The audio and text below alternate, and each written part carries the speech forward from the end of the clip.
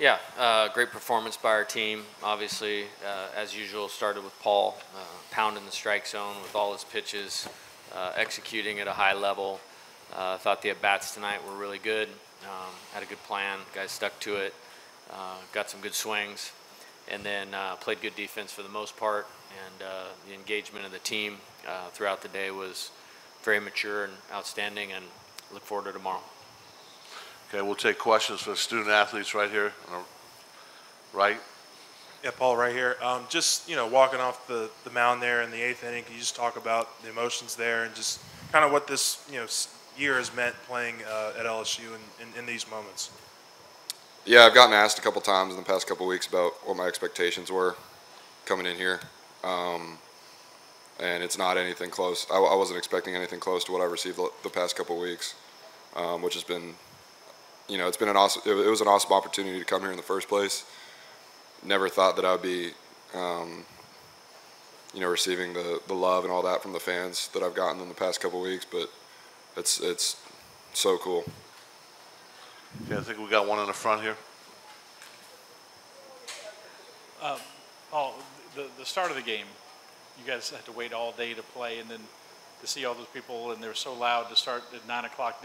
You're a very intense player, but did that rev you up any more than you might have thought you might be to start the game? Yeah, a little bit, but it always does. I think, especially coming into a game like this, you know that the adrenaline's going to be high, and the emotions are going to be high. Everything, there are high stakes. But being able to, calm yourself down and, just go out there and execute, that's all you need to do. Right here, front right. Paul, part of the game plan for you today, was it to be a little bit even more aggressive with your off-speed pitches and your breaking ball? Because we were just talking to Coach Nick, and that was one of the things that he noted with your performance today. Yeah, I mean, last time we faced them, I think I struck out 13 and 12 of them were on the breaking ball. And so, a lot of the time you just have to feel them out and understand what their game plan is off me, because it changes from week to week, and we're not totally sure what it's going to be going into the week. So we got a good feel for that early in the game, and then went out there and executed pretty well. Trey, from your perspective, what's it like to wait out a 7-hour rain delay, and how do you keep your focus as a hitter? I mean, it was huge for us, kind of, when we were in the locker room, the whole team was pretty much together. We were watching, other games going by, but Coach Johnson told us to stay locked in, and as soon as we get the window to go, to be ready. So he challenged us to make sure that we were ready. So we felt the need to go out there and show them that. Back middle. Yeah, Paul, just can you talk about the idea that the delay was to kind of preserve your start, the other pitcher's start, not just you specifically, but just the importance, I guess, of that, knowing that, that's kind of why we were in the situation we all were in. And did that add any pressure for you to go out and perform? No, not at all. The whole time I was, sitting in there for the delay is all I was thinking is that, we're just going to get 11,000 or, I don't know how many people were at the game, but 12,452 people are going to go home and drink beer and then come back and be even louder. Back left. Ryan Black with the Courier-Journal. Paul, you noted the last time you faced UK, you had the 13 strikeouts against them, but also the 4 earned runs were the most any opponent has had on you this year. Did that at all add any extra motivation for you? Or, hey, it's already a super regional. I know it can't get really much more high stakes than that. I just didn't know if the Kentucky factor mattered to you at all about not letting them kind of do that to you twice. Yeah, going in every weekend, you scout the hitters. It was nice to go into this weekend, watch a lot of video on the hitters and looked into their data, but also had, another outing to go off of. And we had a really good plan. I don't know that it was any extra motivation, but we definitely had, more data to go off of, I would say. Over here, front right. Hi, Trey. I'm Jim Mashik. Could you talk about the gamesmanship, the preening that you guys do when you complete a home run trot, and how did that all get started? And it seems to fire you guys up. Yeah, it's called hitting the Tommy.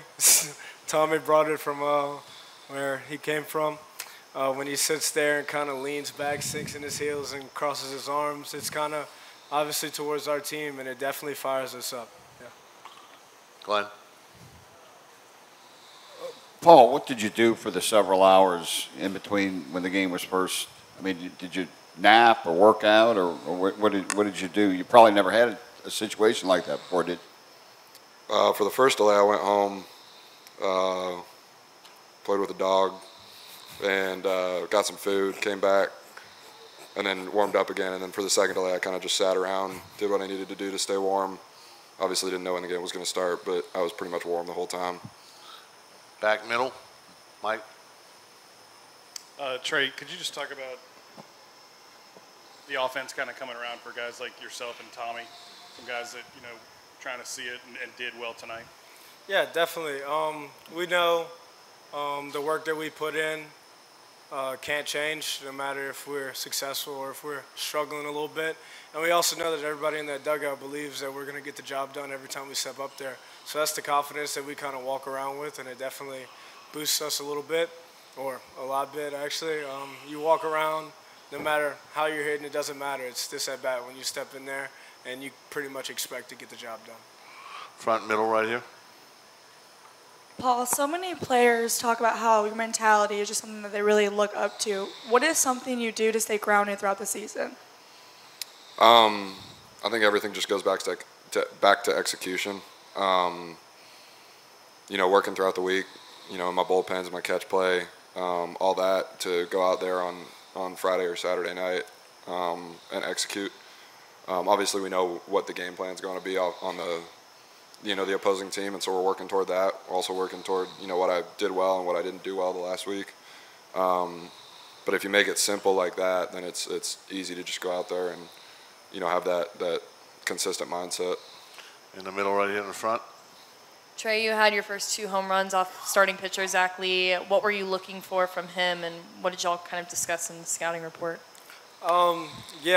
Last week I struggled a little bit because I felt like I was a little antsy. I wasn't working the middle to oppo field like I usually do. I was kind of pulling off on balls.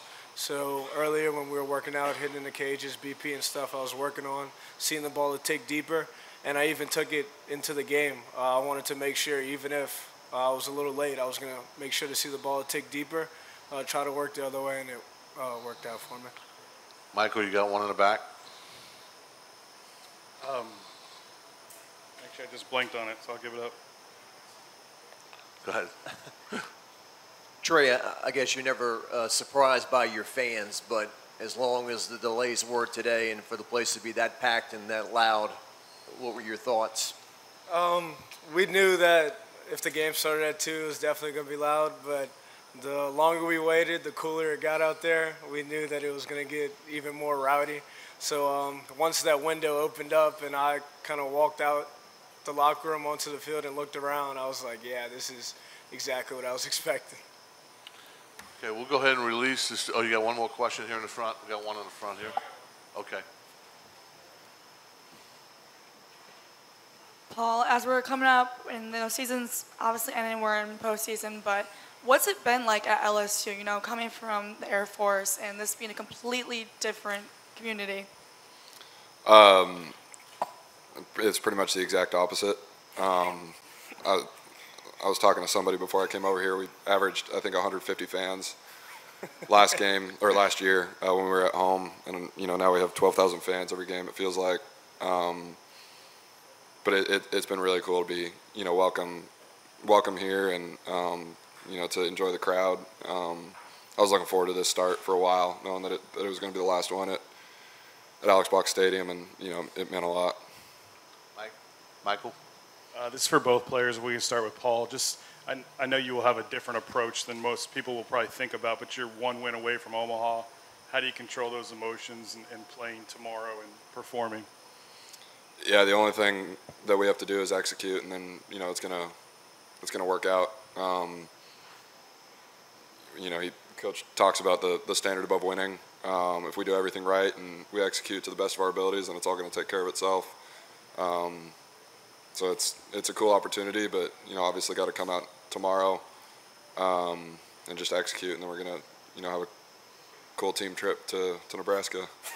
Trey? Yeah.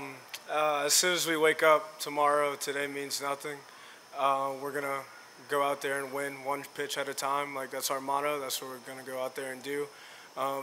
Yeah, obviously we know what the end goal is. We know what the result could be, but we're not worried about the result. We're going to pretty much lock in on as many pitches as we can. Okay, anything else for the student athletes? Okay, we'll go ahead and let you guys go, and we'll open it for questions here. Ron in the front for Coach. Yeah, Jay, what was your, I guess, your thoughts this afternoon when you looked out your office window and there was just no rain all afternoon? We were like, what happened?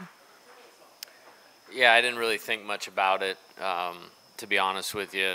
I've said this before, when they tell us we can play, we'll play, and we'll play hard. You know, as you get older as a coach, you only focus on the things you can control, or I've tried to get better at that, and not good at it all the time, but yeah, I didn't really think much of it.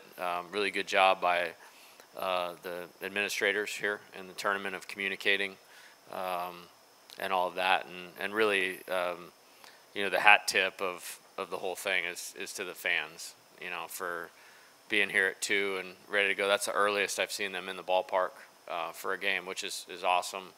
And then to, you know, stick out a long day, you know, and then at the loudest I've ever heard this stadium is when we took the field for the first inning tonight, and that was special. Back row here. Yeah, Jay, right here. I think you mentioned earlier this week that you've never had a pitcher where you just know what you're going to get from him going into the game. Just what has Paul Skenes meant to this program for the last year, and Yeah. just to have that kind of performance from him tonight? Yeah, I don't think you can quantify it. I think, you know, this has been a couple years in the making, you know what I mean? You know, from a different school to here, and the Friday night, the Saturday night, the 12 to 13 strikeouts a game, the 3 to 4 hits, the 0 or 1 run up on the board, and being able to count on that at the level we play at and the schedule that we play is, I mean, maybe somebody's done it before. I haven't really seen that. You know, Steven Strasburg is the only competitor as far as just execution and talent and domination that I've seen to this. And, you know, our team plays better because of him, you know, in terms of the physical performance, but we'd be here all night if I talked about the person.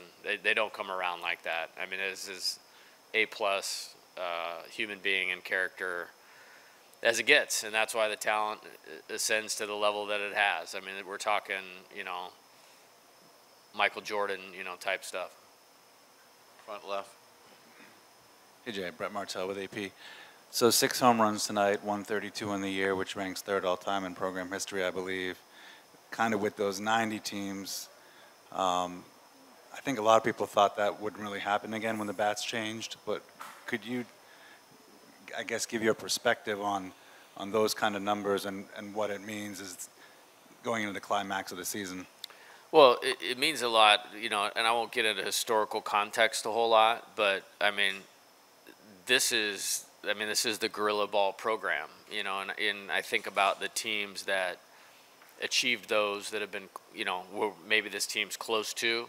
I mean, that's college baseball legends, you know, from you know, Coach Bertman to Eddie Furness, man, it's just Todd Walker, you know, I'm sure they were part of those home run barrage teams. You know, that's pretty cool. You know, just I'm a baseball guy. I'm a college baseball guy. Like, I had no idea, you know, but that's pretty cool. Relative to these guys, there's talent. You know, there's real talent on that field, obviously.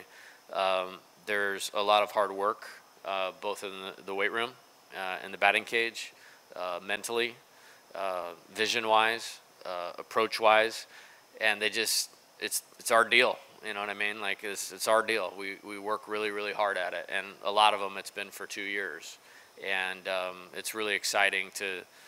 And there's been a lot of nights like tonight with this team. You know, I mean, I think have more double-digit run games than anybody in the country this year, or close, and they're relentless at doing the things they need to do to perform like that, and you know, it's fun to watch when it happens like tonight. Right here in the front, Coach. It seems like some of these players, like Josh Pearson, Trey Morgan, are really hitting their stride. I mean, not that they haven't before, but in postseason ball. You know, why is that, and why do you think they're excelling right now at the right time? Yeah, it's a great question. I think when I think about those guys, I think about, you know, just the baseball part of it. They're both very pure hitters, but there's a competitive element to those two that is very unique. I never worry if either of them are ready to play. If either of them are lacking confidence, like that doesn't happen with those guys. I love left-handed hitters. Those guys are very pure hitters. They've done what we've asked them to do. They're prepared, and you're right. It's their time, and they're playing like it's their time. Right here in the back row. Yeah, Jay, I think you said earlier tonight during the broadcast that you hope that recruits and other players are watching because this environment and this kind of stuff doesn't happen all too often across college baseball. Can you just talk about what you think the impact of this particular team can have on the future of the program you're building here? Yeah, I think it's a special team. No question about that. I think anytime I've had a team that's been successful, what I try to do is take the things that were good from that team and emulate them in the program going forward. And really old players, in some cases. We have some future major league players. We have some young players that have really contributed to their success, but it's not quite their time right now. We have great leadership, and the two guys up here are a big part of that. So I think it will have a long-term impact on it. There's guys that I believe we could interchange that haven't played a whole lot lately, and the result wouldn't be that much different because of their talent. And if I'm a young player out there, whether it's a high school player or transfer portal, and I look at that stadium tonight, and I look at the energy in the ballpark, and I look at that, and I go like, that's a baseball team. And if I want to be a major league player, and I want to play in environments where you have a chance to go to the College World Series, this place is at the top of my list. And we're going to keep trying to facilitate that. Back, Michael. Did you have any role in lobbying for the delay? And now that we're at the back end of this, is there anything that can be learned from it to maybe be a little bit more proactive in such a lengthy delay and making those decisions earlier in the day so that people aren't here, kind of waiting it out?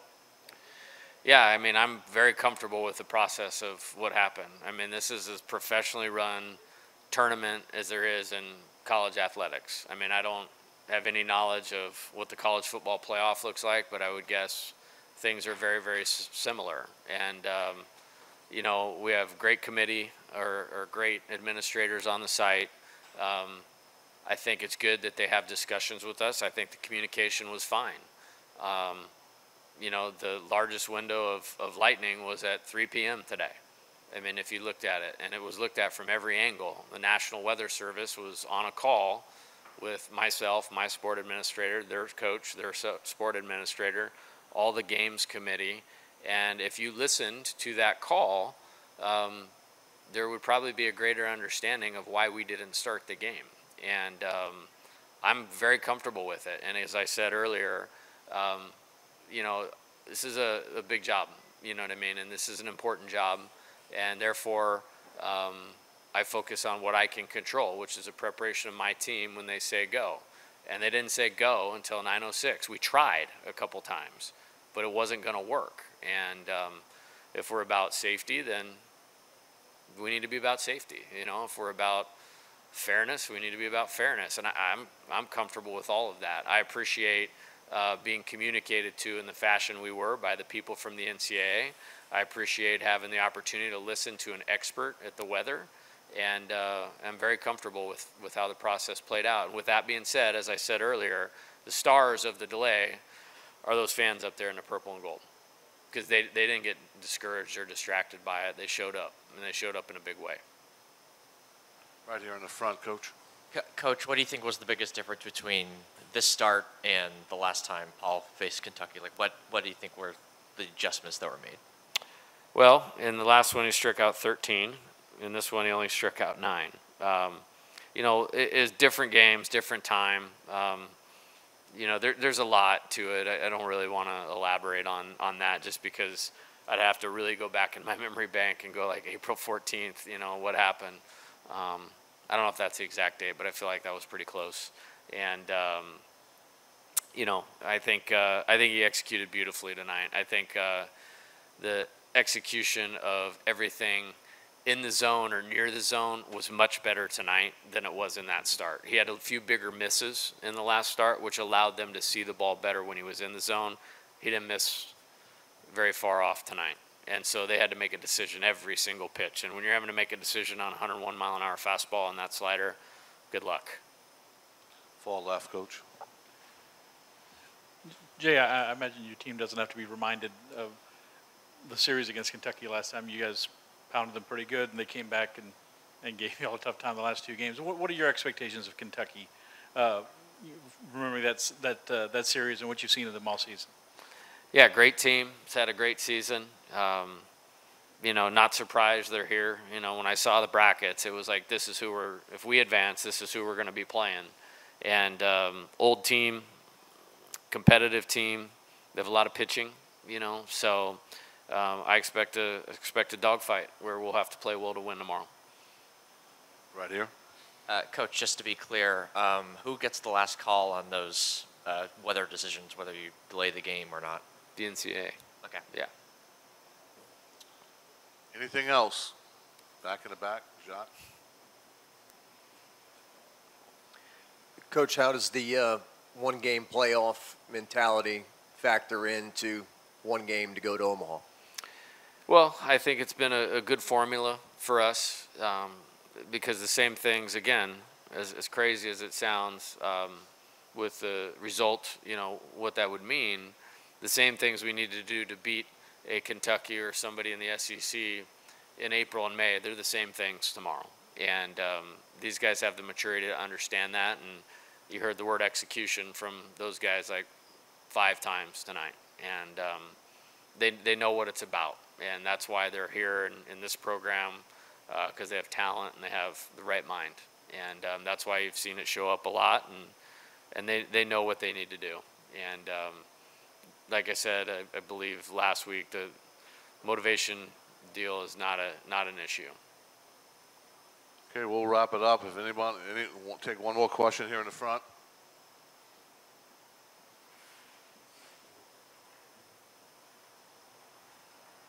Would you say that the mental part is sometimes more important than the physical part? Because if you're not, you know, right with your head, you can't play the best.